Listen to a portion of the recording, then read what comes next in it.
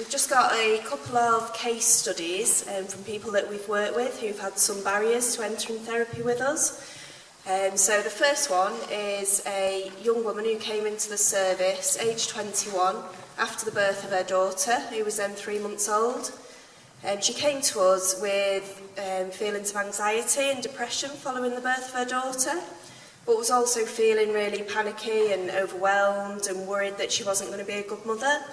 Her social background was that she'd grown up in the care of the local authority. She didn't have any family support. She was very isolated and just really worried about entering therapy, keeping to appointments, how she was going to manage that, and worried that, you know, a few sessions of CBT wasn't going to help her because her life just felt so complicated.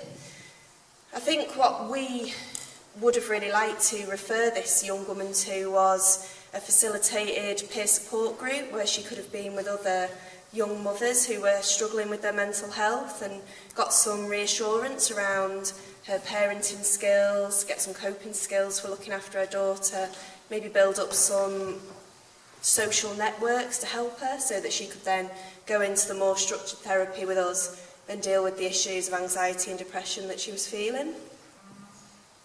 And then we've got a different case study, a man who came to our service, aged 45, had very long-standing issues of anxiety and depression, been under the care of the GP for over 10 years, tried lots of antidepressants but had very little effect. So he'd been referred to us for some face-to-face CBT, see if we could deal with those issues of low mood.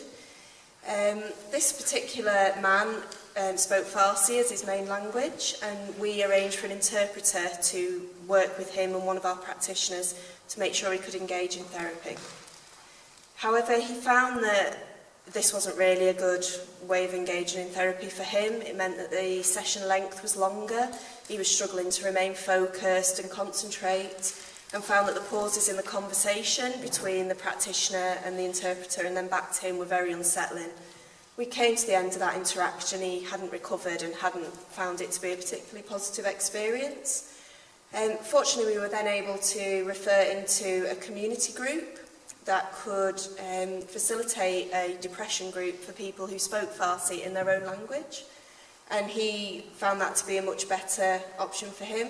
He did recover really well for the first time in a long time, but he also got a lot of social support from that group and found that he could take something out of that group and move forward. Ooh, dropped the mic, sorry.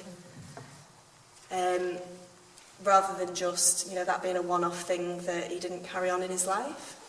So they're just two examples of people who've maybe struggled to engage in therapy with us for reasons that are kind of outside of what we would deal with in that really strictly clinical environment. So they're not exhaustive, and there's lots and lots of other things that we come across in Manchester. There's a lot of social complexity, a lot of issues around debt, housing, drug and alcohol use, asylum, contact with the criminal justice system.